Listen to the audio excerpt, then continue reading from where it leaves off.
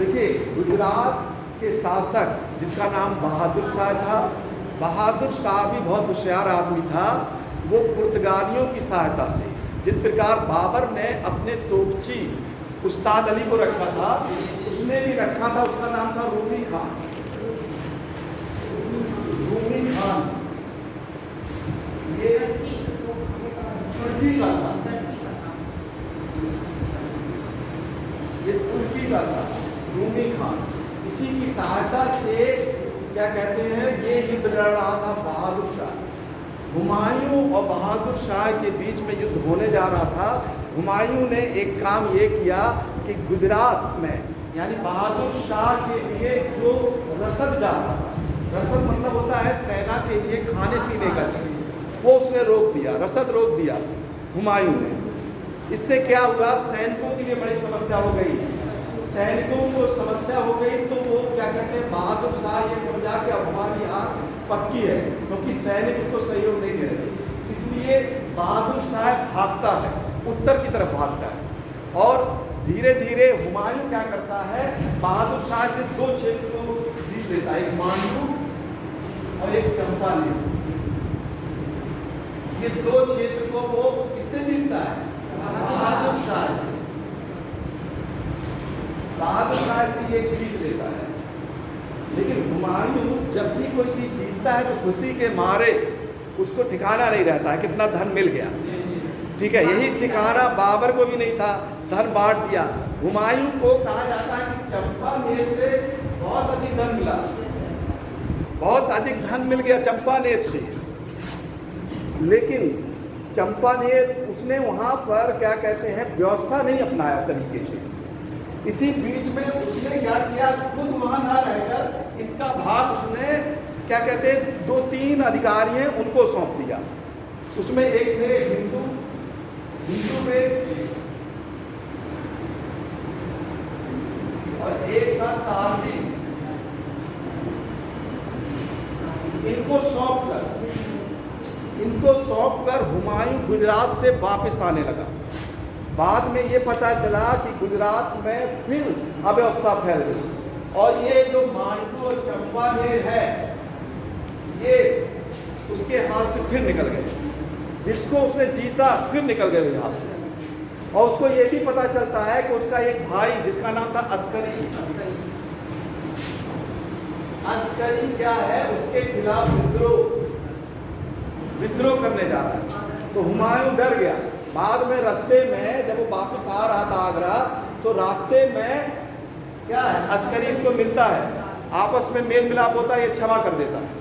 तो इसके बाद लौट के फिर ये दोनों लोग, यानी हुमायूं और अस्करी, दोनों लोग लौट के चले आते हैं आगरा।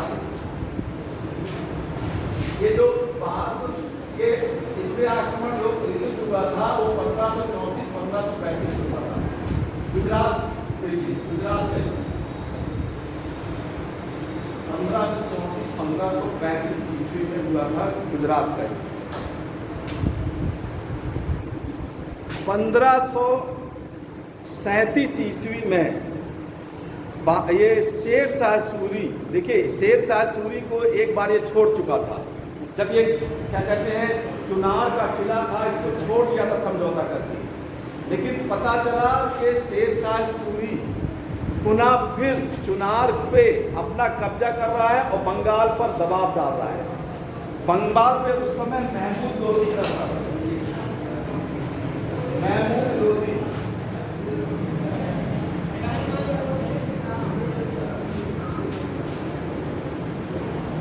देखिए ये आपका बंगाल है और ये आप नक्शे में देखेंगे ये बिहार है, सटा हुआ है। और ये आप देखेंगे यहाँ जौनपुर, नक्शा ही माध्यम दक्षिण में थोड़ा जैसे दिखता हुआ ऐसे है ये जौनपुर। तो शेर शाह क्या कर रहा था, बिहार से, यहाँ से वो बंगाल के जो शासक है उन पर अधिकार जमाना चाह रहा था, बंगाल पर। तो 1537 ईस्वी के आसपास उसने बंगाल के शासक से एक समझौता किया, और बंगाल के शासक से उसने 13 लाख रुपए पर समझौता कर दिया कि बंगाल के अधिक को उसके अधीन रहेगा। महमूद लोदी ने भी समझौता कर लिया, लेकिन इधर क्या कहते हैं, ये जाता है हुमायूं आक्रमण करने के लिए शेर शाह सूरी के खिलाफ आक्रमण करने जाता है और चुनार किले पे फिर आक्रमण करता है। इस बार भी जो चुनार का किला रहता है ये मिर्जापुर में, 6 महीने तक हुमायूं जीत नहीं पाता है। 6 महीने तक किसी तरीके से शेर शाह का जो लड़का रहता है उसको रोके रखता है। 6 महीने तक वो जीत नहीं पाता है। शेर शाह यही चाहता था, तो शेर शाह हुमायूं से एक समझौता करता है कि अगर वो 10 लाख रुपए प्रति वर्ष उससे ले ले और बंगाल पर उसको अधिकार करने की इजाज़त मिल जाए, मतलब बंगाल पे वो छोड़ दे आगे, तो थोड़ी देर के लिए तो समझौता करता है हुमायूं, लेकिन बंगाल का जो शासक है उसका एक दूत जाकर किससे मिल जाता है, हुमायूं से मिल जाता है। इसीलिए हुमायूं ये संधि तोड़ देता है शेर शाह सूरी से। जो पहले संधि हुई थी कि 10 लाख रुपए वार्षिक हमको मिलेगा और बंगाल और बिहार पर क्या कहते हैं हुमायूं कब्जा नहीं करेगा, लेकिन ये संधि तोड़ देता है। तोड़ने के बाद क्या कहते हैं, ये हुमायूं बंगाल की ओर जाता है, बंगाल की तरफ जाता है और बंगाल के गौड़ पर अधिकार कर लेता है।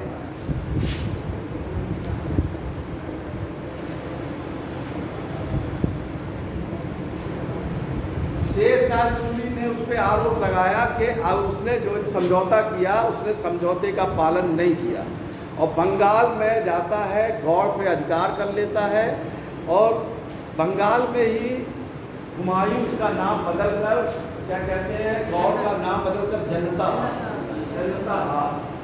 इसका नाम जनतावाद, गौड़ का नया नाम देता है जनता। यहाँ जाता है वो मुस्लिमों की तरह फिर आनंद में वो रहता है, बंगाल उसको मिल जाता है, उसको ठिकाना किसी का नहीं रहता है। इधर शेर शाह सूरी पूरी तैयारी करता रहता है। शेर शाह सूरी जब बंगाल में हुमायूं रहता है तो हुमायूं को एक सूचना मिलती है कि उसका एक भाई हिंदाल आगरा पर अधिकार कर लेता है। उसको देखिए अब सूचना मिलती है कि हिंदाल, उसका एक भाई हिंदाल आगरा पे क्या कर ले रहा है, अधिकार कर लेता है। तो जब ये सूचना मिलती है तो बंगाल छोड़कर आगरा लौटता है और आगरा लौटने के लिए वो जो इस समय का रोड है GT road, grand trunk road, उसी रोड पे वो बनारस मार्ग पे आता है। वो जिस मार्ग पे आता है उस मार्ग पे एक स्थान है चौसा। चौसा 2 नदियों के किनारे है, गंगा और कर्मनासा नदी। इन 2 नदियों के बीच का स्थल है चौसा। इसी के किनारे आता है। शेर शाह सूरी चौसा के ही पास एक स्थान पे अपनी तैयारी करके एक शिविर लगा के रखे हुआ था। वो इंतजार कर रहा था कि हुमायूं आएगा। देखिए हुमायूं आता भी है, दोनों सेनाएं 2 स्थानों पे खड़ी रहती हैं। हुमायूं की सेना जहाँ रहती है वो स्थान नीचा रहता है, ठीक, वो स्थान नीचा रहता है और शेर शाह जहाँ खड़ा रहता है वो स्थान ऊंचा रहता है। हुमायूं ने फिर गलती की। हुमायूं ने शेर शाह पे आक्रमण नहीं किया, उसको ये शेर शाह पे आक्रमण करना चाहिए था। शेर शाह ये इंतजार कर रहा है कि पानी बरसात हो जाए और बरसात हो जाती है और बरसात जब हो जाती है तो पानी भर जाता है हुमायूं के खेमे पे और जब पानी भर जाता है उसी दौरान शेर शाह सूरी आक्रमण कर देता है। और ये बहुत इंपॉर्टेंट युद्ध था 1539 ईस्वी में चौसा में। ये हुआ था 26 जून 1539 ईस्वी।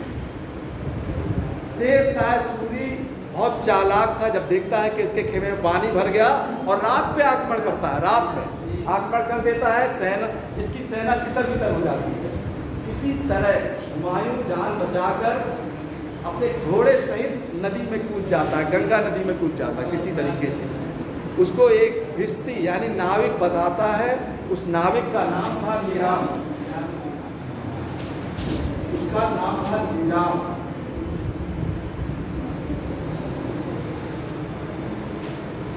उसको किसी तरीके बचाता है और उसको आगरा पहुंचाता है किसी तरीके से।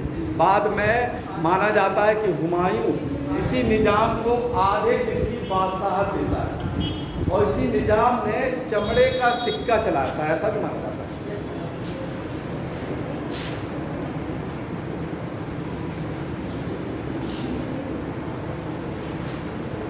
इस निजाम ने चमड़े का सिक्का चलाया था। अब किसी तरीके से क्या कहते हैं, ये पहुंचता है आगरा में 1549। आगरा में पहुंचने के बाद इसके ये अभी शांत भी नहीं, ये फिर माफ़ कर देता है। देखिए गलती पे गलती, ये हिंदाल को माफ़ कर देता है क्योंकि हिंदाल आगरा पे अधिकार किए रहता है। हिंदाल किसी तरीके हिंदाल को माफ़ कर देता है। आपस में फिर भाइयों में विद्रोह होता है। इधर कामरान जिसके पास कंधार और काबुल था, ये इससे आगे बढ़ता है और पंजाब के आसपास क्षेत्र पर अधिकार करने लगता है। पंजाब इसके पूरब में है, पंजाब पे अधिकार करने लगता है। तो जब पंजाब पे अधिकार करने लगता है तो फिर हुमायूं की समस्या बढ़ती है कि वो किसी तरीके से अपने पश्चिमोत्तर सीमा की रक्षा करे।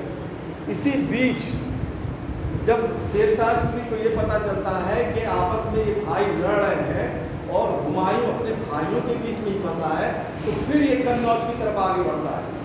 इधर वो देखिए हुमायूं ये परेशान होता है कि हम अपने भाई से किसी तरह सुरक्षित हो। इधर वो कन्नौज की तरफ बढ़ रहा था, ठीक है, बिहार से और आगे यूपी में कन्नौज तक वो आ गया। तो एक राजा के लिए तब बहुत बड़ी समस्या होती है जब चारों तरफ से उसके लिए आक्रमण ही आक्रमण। तो उसने सोचा कि पश्चिम में तो बहुत दूर है, पहले तो कन्नौज ही निकट है, कहीं कन्नौज से आगरा पे ना अधिकार कर ले शेरशाह सूरी। तो ये कन्नौज पे पहुंचता है। तो ये बहुत इंपॉर्टेंट युद्ध होता है 1540 ईस्वी में। इसको कहते हैं कन्नौज का या विद्रोह का। ये निर्णायक युद्ध होता है 1540 ईस्वी में। मई 1540 में है ये, और इस युद्ध में अंतिम रूप से ये पराजित हो जाता है। कौन? हुमायूं। हुमायूं अंतिम रूप से पराजित हो जाता है। इस बार शेरशाह इसको का पीछा करता है, नहीं छोड़ता है, आगरा पीछा करता है। आगरा से ये भागते पंजाब, पंजाब तक पीछा करता है, पंजाब तक। देखिए पंजाब ये है आपका, यहाँ तक पीछे करता है। आगरा जाने यहाँ से यहाँ तक, तो पंजाब के आगे नहीं जाता है शेरशाह। वो देखता है कि अब ये चले गए हैं पंजाब तक, तो वापस लौट आता है, आगरा पर अधिकार कर लेता है ये। तो हुमायूं 1540 के बाद जो उसका काल है वो निर्वासित जीवन है, यानी 1540 से 1555। 1540 से 1555 हुमायूं के लिए बड़ी समस्या ये थी कि देखिए एक तो शेरशाह सूरी ने उसको पंजाब तक तो भगा ही दिया। अब ये पंजाब के आगे पड़ता है पाकिस्तान, वहाँ पड़ता है सिंध। सिंध का क्षेत्र यानी कंधार और काबुल में कौन था? कामरान था। कामरान तो वैसे ही इसका दुश्मन था।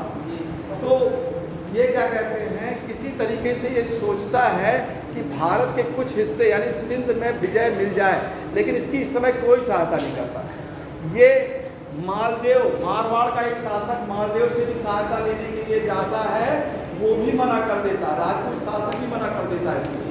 तो किसी तरह लौट के जाता है। लेकिन 1542 ईस्वी में एक राजा, अमरकोट का राजा है वीर शाह, इसी तरह इसको जो है सहायता करता है। वहीं पे अकबर का जन्म होता है 1542 में, अकबर का जन्म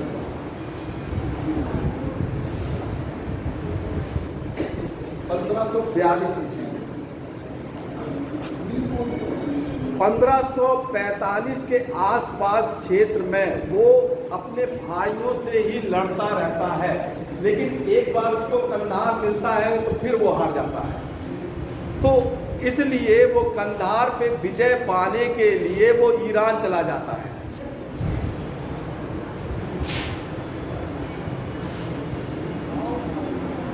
ईरान चला जाता है हुमायूं। जिस प्रकार बाबर ने ईरान के शासक से सहायता प्राप्त की थी, इसी प्रकार हुमायूं ने भी ईरान के शासक, जिनका नाम था शाह तहमास, कई बार क्वेश्चन आया था, बाबर ने किससे सहायता ली, उसका क्या नाम था? शाह इस्माइल। देखिए कई बार पूछा गया, बाबर ने जिससे सहायता ली थी ईरानी शासक, उसका नाम था शाह इस्माइल। हुमायूं ने जिससे सहायता ली थी उसका नाम था शाह तहमास।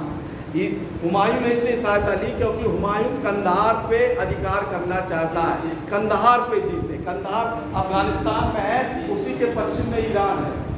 तो ईरान से सहायता लेने के लिए इसको भी शिया धर्म अपनाना पड़ा।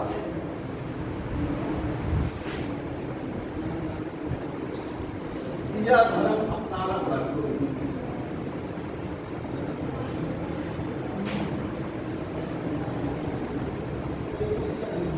और इसने क्या कहते हैं, हुमायूं ने हिंदाल के जो गुरु हैं उनकी लड़की से अपना विवाह भी कर दिया।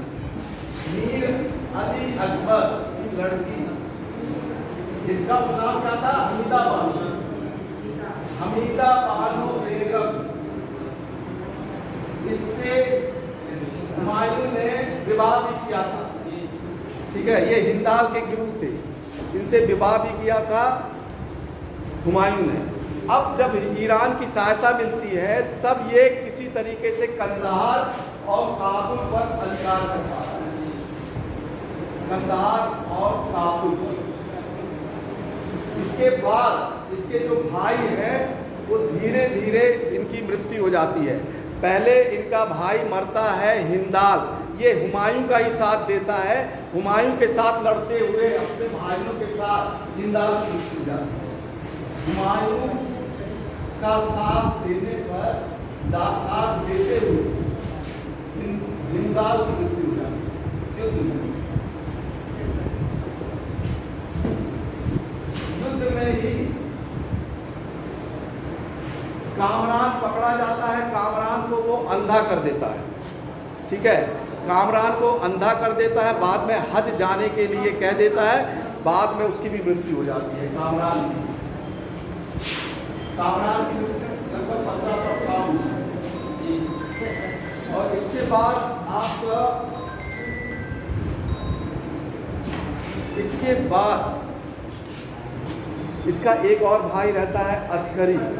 अस्करी भी क्या कहते हैं, इससे पराजित हो जाता है और उसकी भी लगभग 1559 ईस्वी में मृत्यु हो जाती है।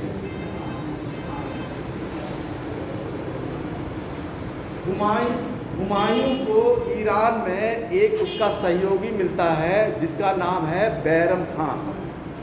बैरम खान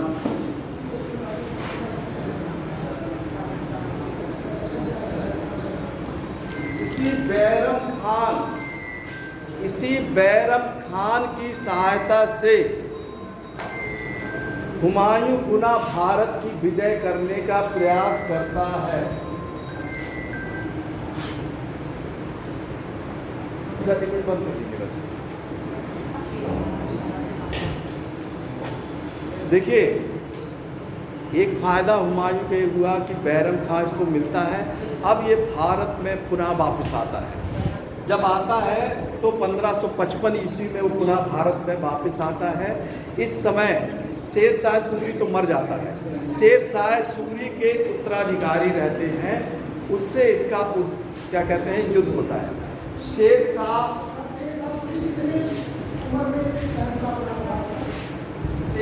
सूरी बना था 1540 ईस्वी में, शासक बना था। 1545 ईस्वी में उसकी मृत्यु हुई थी। लेकिन 1545 के बाद उसके जो लड़के थे उन्होंने 1553 तक शासन किया। बाद में शासन कई डिवीजन में बंट गया था, जिसमें सिकंदर सूर, जो सिकंदर सूर था उसका क्षेत्र था पंजाब। पंजाब और दिल्ली के आसपास सिकंदर सूर शासन कर रहा था।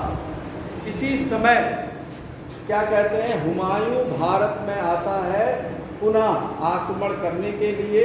तो दो महत्वपूर्ण युद्ध होता है। एक युद्ध होता है मच्छीवाड़ा का युद्ध।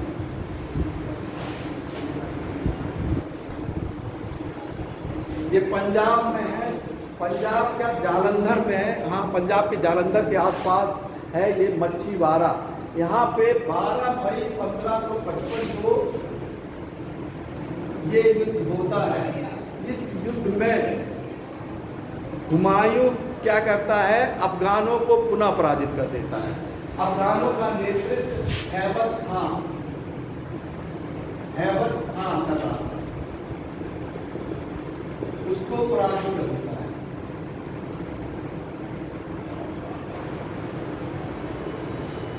मच्छीवाड़ा का युद्ध 12 मई 1555 ईस्वी में। लेकिन अभी भी अफगान पूरी तरह पराजित नहीं होते हैं। एक और युद्ध लड़ना पड़ता है और ये होता है सरहिंद का युद्ध।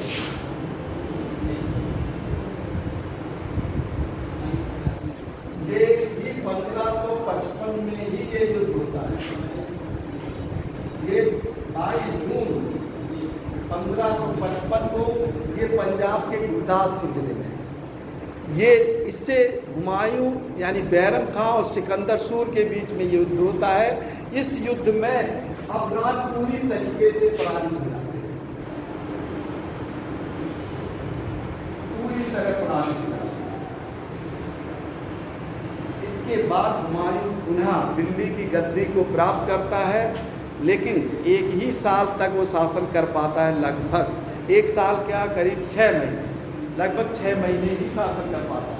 कारण ये है कि वो अपने ही द्वारा बनवाए गए एक लाइब्रेरी जिसका नाम था दीन पनाह, उसी की सीढ़ियों से गिर जाता है और लुढ़कते लुढ़कते उसकी मृत्यु हो जाती है। दीन पनाह नाम सीढ़ियों से हुमायूं की मृत्यु हो जाती है। तो एक विद्वान ने लिखा है कि लैनपूल जिनका नाम था, उन्होंने कहा है कि हुमायूं जीवन भर लड़खड़ाता रहा और लड़खड़ाते लड़खड़ाते ही मर गया। यानी अंत में 15 साल बाद उसको शासन भी मिलता है, लेकिन वो शासन का भोग नहीं कर पाता है और उसकी मृत्यु हो जाती है। हुमायूं बहुत पढ़ा लिखा व्यक्ति था, ज्योतिष में बहुत विश्वास था उसको। हम पहले भी बता चुके हैं कि अलग अलग दिन के कपड़े पहनता था, लेकिन उसको क्या कहते हैं, एक नशा का भी शौक था, अफीम खाने का बहुत शौक था। अफीम का सेवन करता था।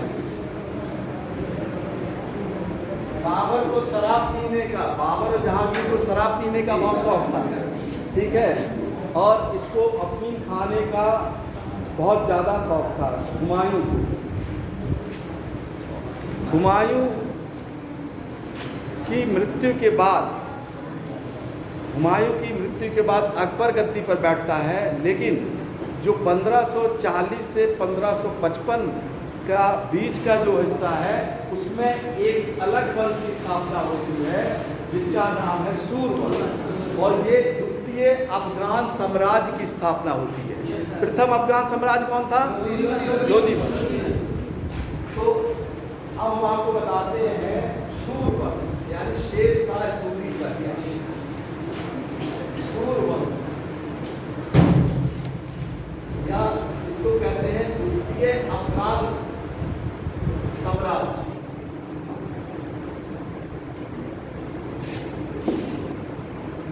शेर शाह सूरी 1540 से 1545। शेर शाह सूरी, देखिए शेर शाह सूरी के ही क्या कहते हैं कि कारण हुमायूं को भागना पड़ा। शेर शाह सूरी का इतिहास ये है कि शेर शाह सूरी के जो वंशज थे प्राचीन, वो अफगानी थे, और लोदी वंश में इनके जो पितामह थे जिसका नाम था इब्राहिम, वो घोड़े का व्यापार करने के लिए भारत में आए थे। इनके पिता का नाम था हसन खां, पिता का नाम इनके हसन खां।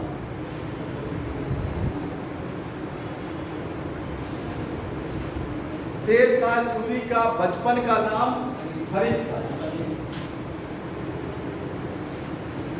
बचपन का नाम फरीद था शेर शाह सूरी का। शेर शाह सूरी के जो पिता थे, यानी फरीद के जो पिता थे हसन खां, वो लोधी वंश में जब क्या कहते हैं दौलत खां लोधी लाहौर के आसपास क्षेत्र में शासन कर रहा था, तो उसके निगरानी में हसन खां चले गए थे। उसी की कृपा से हसन खां को जो सासाराम की जागीर प्राप्त हुई, सासाराम की जागीर प्राप्त हो गई थी। फरीद यानी शेर शाह सूरी अपने पिता के साथ, सासाराम इस समय बिहार में है, बिहार के शाहाबाद जिले में, बिहार के शाहाबाद जिले में है। यहीं पे शेर शाह का मकबरा भी है, यहीं पे मकबरा भी है। तो शेर शाह सूरी अपने पिता के साथ सासाराम चला गया था, लेकिन शेर शाह सूरी के साथ ये समस्या थी कि उसके पिता ने भी 4 विवाह किया था। तो इसी कारण उसके जो और सौतेले भाई थे वो नहीं चाहते थे कि उसका पिता शेर शाह सूरी को सहायता करे। इसीलिए शेर शाह सूरी और उसके पिता के बीच में बहुत सा मतभेद हुआ। इस मतभेद के कारण शेर शाह सूरी को अपने पिता का साथ छोड़ना पड़ा और जाकर कुछ दिन के लिए क्या कहते हैं बिहार में शरण लेनी पड़ी, उत्तरी बिहार में। बाद में जलाल खां नामक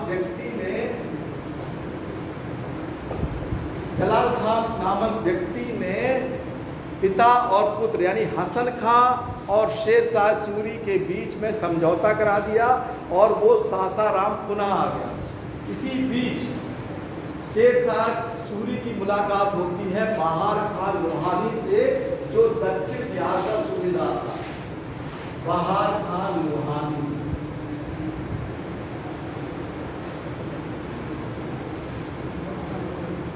इसी बहार खां लोहानी ने ही फरीद को शेर खां की उपाधि दी थी, क्योंकि फरीद ने एक दिन क्या है शेर को मार दिया था, इसीलिए उसकी उपाधि क्या थी शेर। किसने दिया था? बहार खां लोहानी ने। बहार खां लोहानी ने शेर खां की उपाधि दी थी। जब इसके पिता यानी फरीद के पिता हसन खां की मृत्यु हो जाती है तो ये सासाराम में फिर आ जाता है, सासाराम में आ जाता है।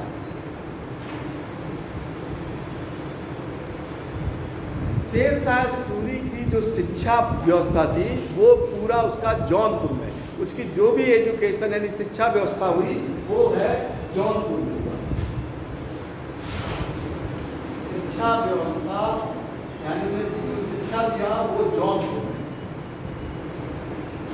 में शिक्षा दिया उसने। शेर शाह सूरी के इस समय रोहतासगढ़ एक किला है जो बिहार में इस समय रोहतासगढ़, उस किले के जो क्या कहते हैं सूबेदार था जिसके अधीन था उसका नाम था ताज खां। उसकी मृत्यु हो जाती है। ताज खां की पत्नी का नाम था लाड़ मलिका। इससे क्या है शेर शाह सूरी इससे विवाह कर देता है, लाड़ मलिका विवाह कर देता है और रोहतासगढ़ का इसको अधिकार हो जाता है।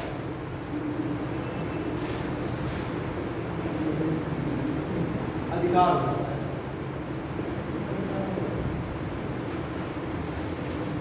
देखिए ये तो प्रारंभिक थी व्यवस्था थी, लेकिन बंगाल और बिहार में अफगान लोग पहले से ही जब क्या कहते हैं बाबर आता है तो बिहार और बंगाल में अफगान लोग एकत्रित होते हैं और वहाँ पे महमूद लोदी के नेतृत्व में एक गुट बनता है। लेकिन पहले क्योंकि इसको भय था शेर शाह सूरी को कि अफगान उसको रास्ता नहीं देंगे, इसीलिए वो पहले जाके बाबर की सेना में भर्ती हो जाता है और बाबर की सेना में भर्ती होने के बाद 1527 ईस्वी में चंदेरी के युद्ध में, हम पहले भी बता चुके हैं, चंदेरी के युद्ध में बाबर की सहायता करता है।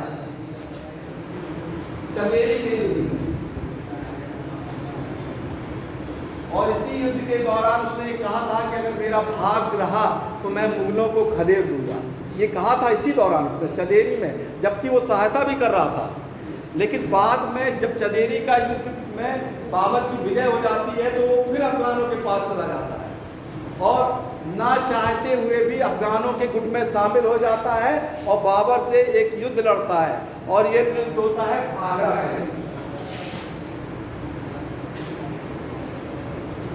आगरा का इसमें पराजय होने के बाद शेर शाह सूरी बाद में अपना क्या कहते हैं सैन्य व्यवस्था को सही करते रहता है। जब हुमायूं से इसका पाला पड़ता है तो हुमायूं को अंत में ये खदेड़ देता है और 2 युद्धों में पराजित कर देता है, हम आपको बता चुके हैं। अब 1540 के आसपास जब ये गद्दी पर बैठता है शेर शाह सूरी, तब इसके सामने सबसे बड़ी समस्या थी कि अपने साम्राज्य को कैसे केंद्रीकृत किया जाए।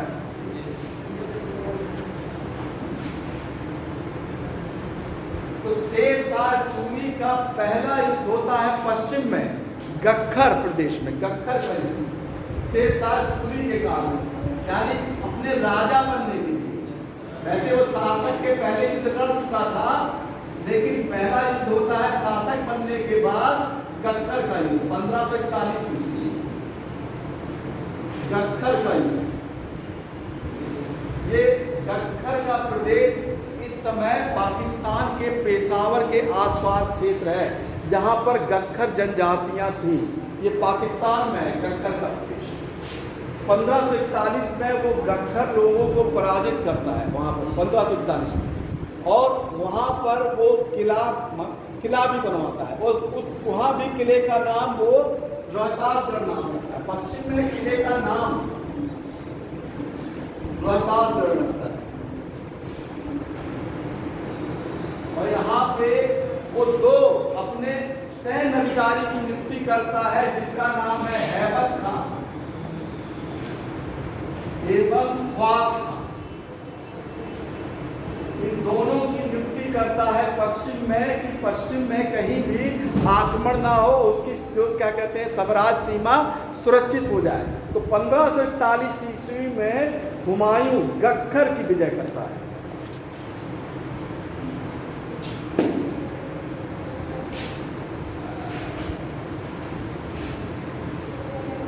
1542 ईस्वी में मालवा पर आक्रमण करता है। मालवा का शासक का नाम रहता है मल्लू खान, जो कि कादिर शाह के नाम से शासन करता है। मल्लू खान या कादिर शाह, मल्लू खान 1542 ईस्वी में मालवा, यानी आज का जो मध्य प्रदेश है उसको मालवा बोलते हैं।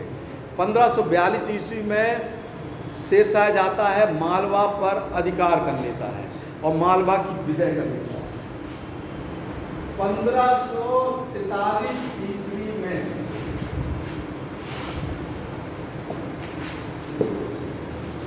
शेर शाह रायसीन पर आक्रमण करता है।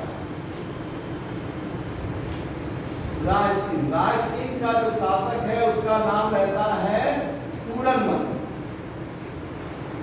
पूरनमल पर ये आक्रमण करता है 1543 ईस्वी में। लेकिन जो रायसीन का किला है उसको भी शेर शाह सूरी जीत नहीं पाता है।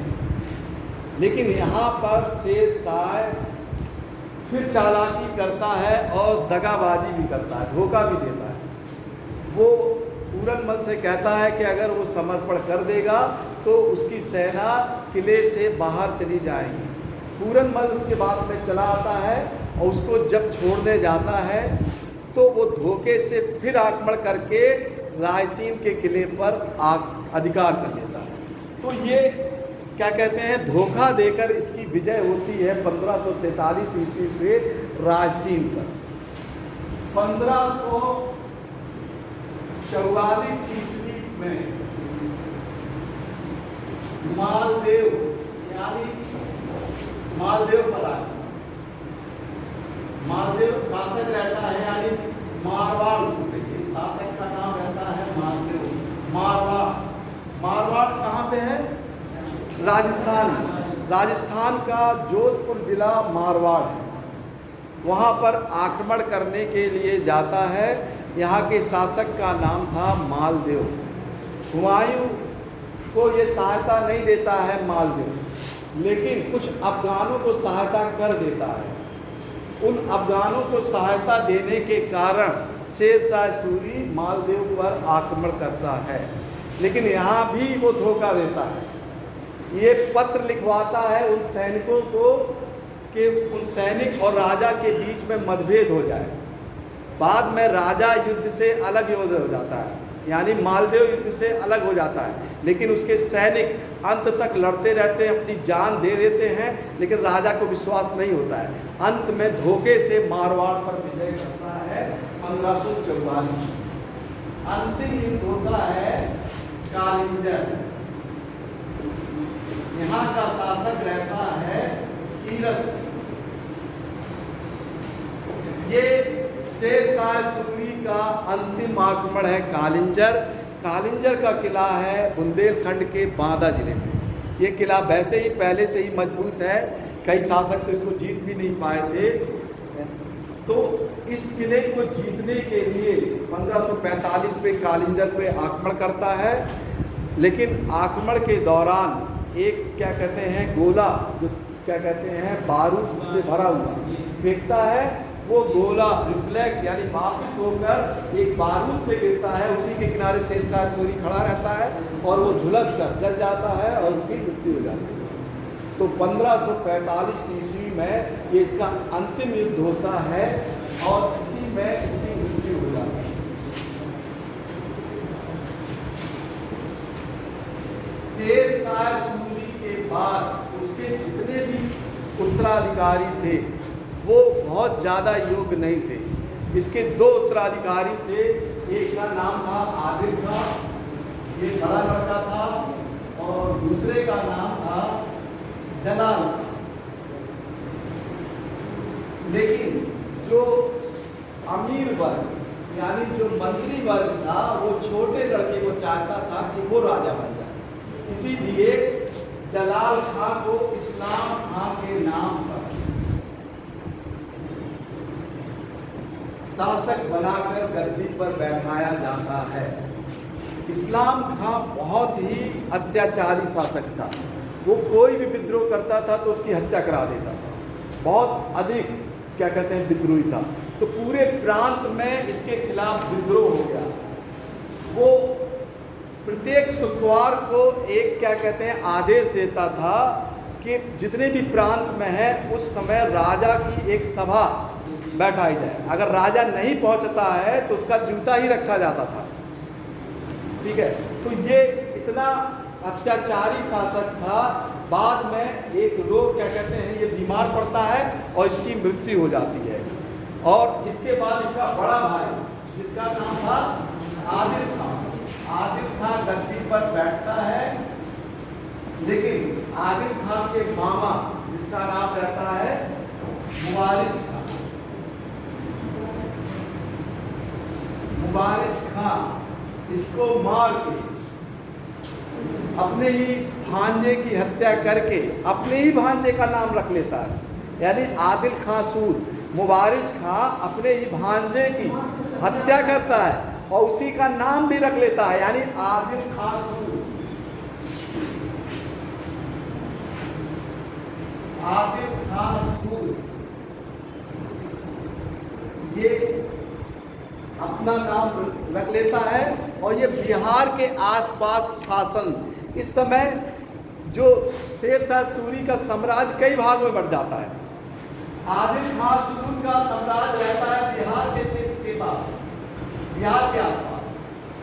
और अभी हमने आपको बताया सिकंदर सूर, इसका क्षेत्र कहाँ रहता है? पंजाब, दिल्ली, जिससे हुमायूं ने युद्ध लड़ा था। आदिल खां को शासन से कोई मतलब नहीं था, ये तो संगीत नृत्य करने में ही व्यस्त रहता था। ठीक है, नृत्य करना इसको बहुत अच्छा लगता था। तो अपने शासन काल में इसको प्रशासन से कोई ज़्यादा लेना देना नहीं था। तो इसी समय हुमायूं आता भी है और आक्रमण करता है और जीत जाता है। आदिल खां सूर का ही ये एक मंत्री रहता है जिसका क्या नाम रहता है? हेमू।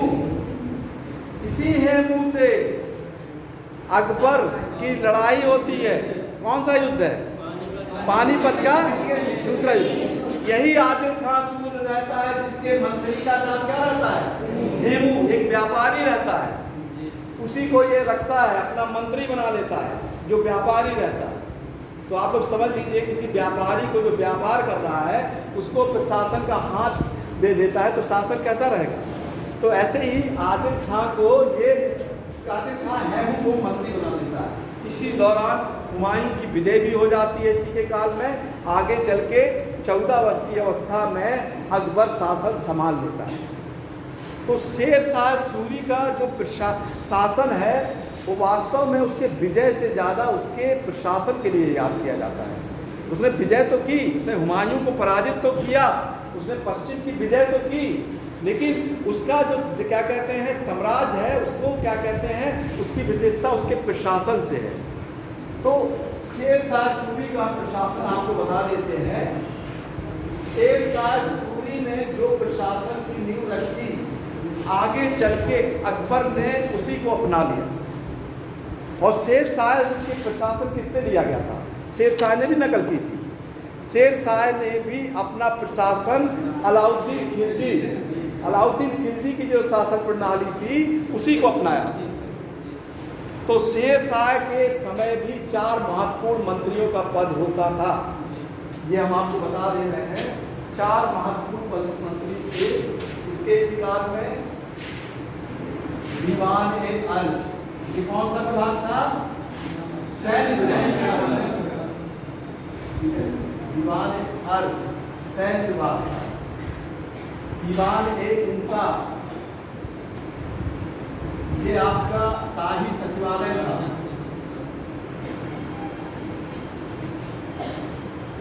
सचिवालय। और एक था दीवान-ए-रसालत, ये विदेश विभाग था।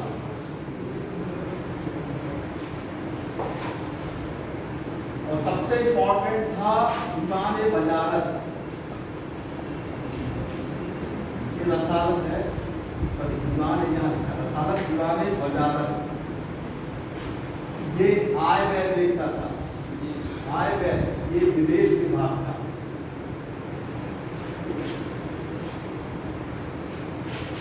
जिस प्रकार अलाउद्दीन खिलजी ने अपने शासन में सैनिकों के लिए दाग शुरू किया था ना, घोड़े में दाग हुलिया लिखना, मतलब कि सैनिकों की सारी व्यवस्था को नोट करना, हुलिया प्रणाली, दाग प्रणाली, इसने वैसे ही लागू की। दाग प्रणाली, हुलिया प्रणाली।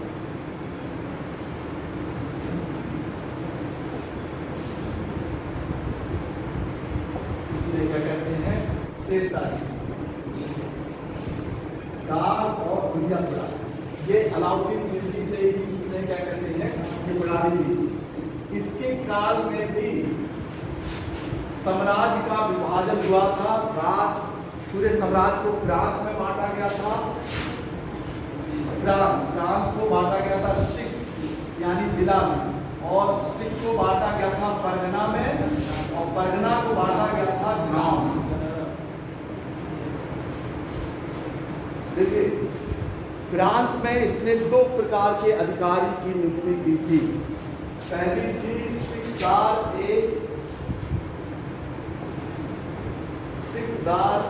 सिकदारा। ये प्रांत में रहते थे।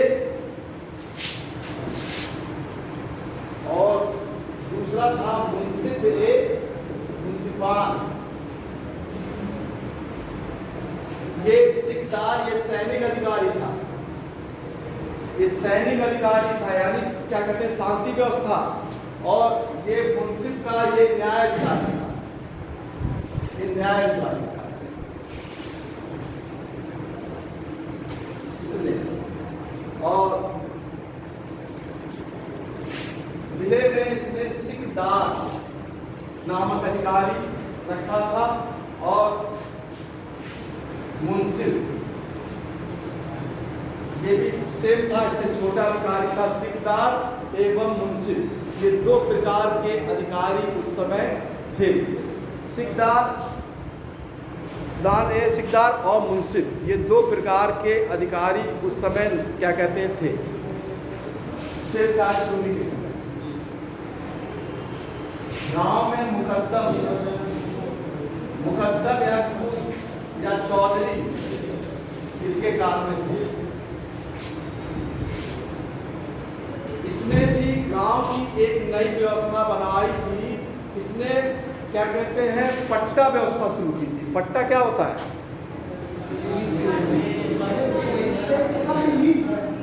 इसने देखिए राज्य में एक नई व्यवस्था शुरू की। गांव में किसानों से पट्टा यानी एक समझौता, एक पत्र होता था जिसमें किसानों से लिखवाया जाता था कि वो कितना कर दे रहे हैं, कितना उनके पास खेत है। मान लीजिए कोई राजा किसी किसान से व्यक्तिगत कर लेता था तो उससे वो समझौता करता था, एग्रीमेंट करता था, और वो समझौता होता था पट्टा के रूप में। पट्टा प्रथा को शुरुआत किया किसने? शेरशाह सूरी। उसने फसलों की एक सूची बनवाई जिसको रई कहते थे। फसलों की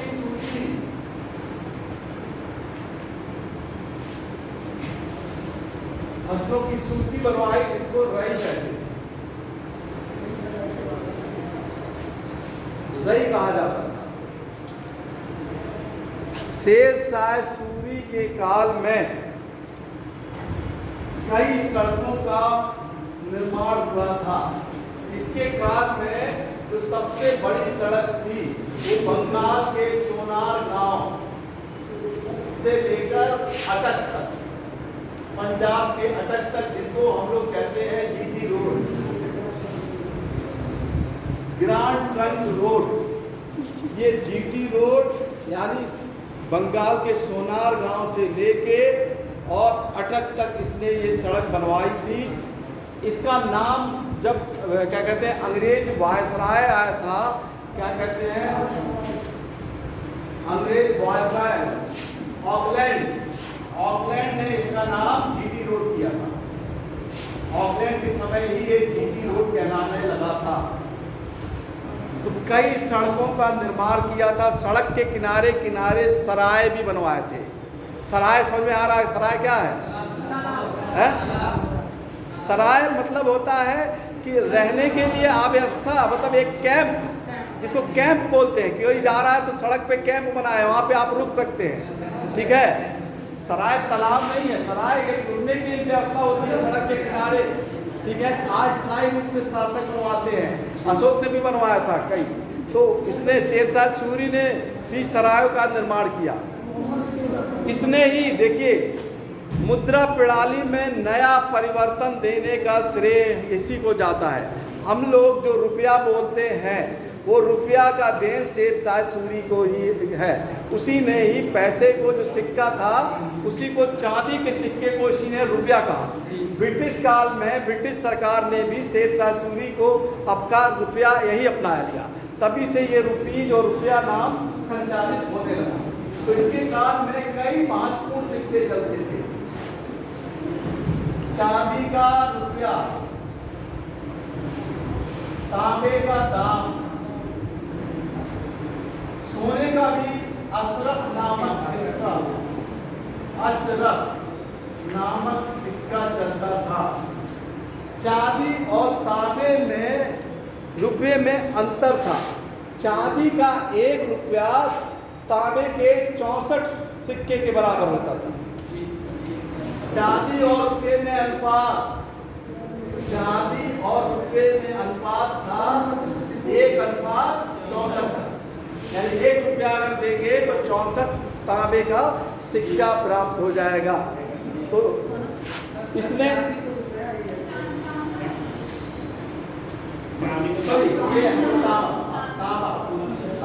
ये तांबा लिखा है, तांबा मतलब 1:64। तो चांदी का 1 रुपये बराबर तांबा, 1:64 सिक्का। इसने देखिए जैसे पिछले शासकों ने लिपि लिखवाई थी, इसने नागरी लिपि लिखवाई थी। सिक्के पर नागरी लिपि लिखवाई।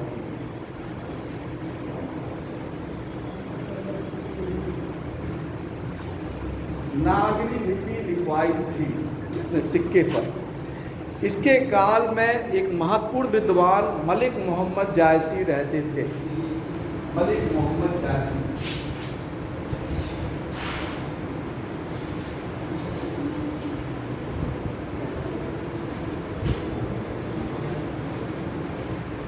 जब कन्नौज का युद्ध इसने जीता था तब इसने शेरशाह की उपाधि धारण की थी। देखिए, जब फरीद था तो शेर खां कब मिली थी इसको उपाधि? किसने दिया था? शेर खां किसने दिया था? देखिए, इसको बिल्कुल भूलिए मत। देखिए, इसका बचपन का नाम फरीद था। शेर खां किसने दिया? बहार खां लोहानी। और क्या कहते हैं, शेरशाह, ये उपाधि इसने धारण की थी जब कन्नौज की। और जब इसने क्या कहते हैं चौसा का युद्ध, तब इसने सुल्तान की उपाधि धारण की थी। चौसा का युद्ध जीता था तो इसने सुल्तान की उपाधि धारण की थी। तो इसकी अलग अलग उपाधि अलग अलग रूप में है। ये मध्यकालीन इतिहास का पहला शासक था जिसका जो मकबरा है वो पानी से घिरा हुआ है। इसका मकबरा है सासाराम में पानी के चारों, और इसका मकबरा भी अष्टभुजा आकार का है। पहला अष्टभुजा आकार का मकबरा किसका था? पहला खानेजहां तेलंगानी का, जाने रहिए, ये तुगलक वंश का वजीर था। उसके बाद सिकंदर लोदी का भी बना। तो खानेजहां तेलंगानी का पहला था। इसका भी मकबरा अष्टभुजाकार है। जो मकबरा है इसका भी अष्टभुजाकार है।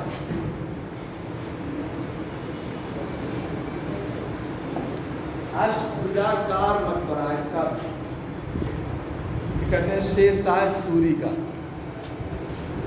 तो शेरशाह सूरी ने, देखिए, जब बंगाल की विजय की थी तो वहां पर बंगाल और मुल्तान दो जगह उसने जब बंगाल का जीता था तो उसने अपने प्रशासन को नया रूप देने के लिए बंगाल को सीधे सरकारों में विभाजित किया था। सरकार में विभाजन किया था। सरकार मतलब होता है जिले में। सीधे लगभग बंगाल को 19 सरकार में विभाजित किया था, क्योंकि उसको भय था कि बंगाल में अफगानी बार बार विद्रोह करेंगे, इसलिए बंगाल की को उसने नई व्यवस्था दी थी। और नई व्यवस्था देने के लिए उसने एक अधिकारी की भी नियुक्ति की थी जिसका नाम था काजी फजीलात। काजी फजीलात नामक एक अधिकारी की नियुक्ति की थी।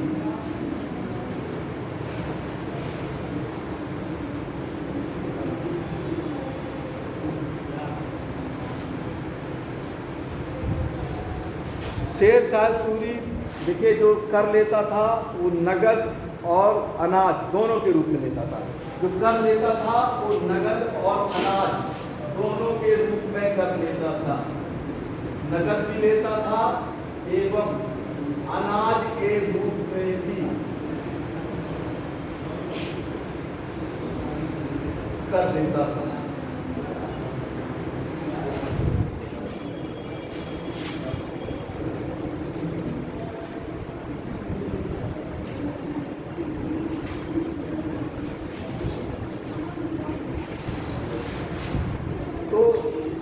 ये था, देखिए, शेरशाह सूरी यानी सूर वंश का इतिहास। लेकिन जब अकबर शासन संभालता है तो सूर वंश के एक अंतिम आदिल शाह सूर एक बार प्रयास तो करता है, लेकिन पानीपत के युद्ध में हेमू मारा जाता है। इसके बाद सूर वंश का इतिहास खत्म हो जाता है। आगे चल के क्रम अनुसार अकबर के बाद पूरा मुगल साम्राज्य, जब तक कि बहादुर शाह जफर अंग्रेज़ों के द्वारा हटाया नहीं जाता है, तब तक पूरा मुगल साम्राज्य कायम रहता है। तो शेरशाह सूरी की बहुत सी देन थी। उसकी प्रशासनिक देन, क्या कहते हैं, जो नीति थी, उसको मुगल साम्राज्य ने तुरंत अपना लिया। उसकी महत्वपूर्ण विजय भी थी। एक, क्या कहते हैं, साधारण व्यक्ति के रूप में रहकर भी उसने, क्या कहते हैं, बड़ा बड़ा युद्ध लिया। और उसकी सबसे बड़ी कुटिल उसकी चालाकी थी। उस चालाकी से उसने कई युद्ध को जीता, कई युद्धों को जीता। और क्या कहते हैं 5 साल के एक छोटे से अंतराल में भी उसने साम्राज्य को केंद्रीकरण करके किया। उसके काल में इतना विद्रोह नहीं हुआ जितना हुमायूं के काल में हुआ। तो इसको आप बंद कर दीजिए। ये तो देखिए शेरशाह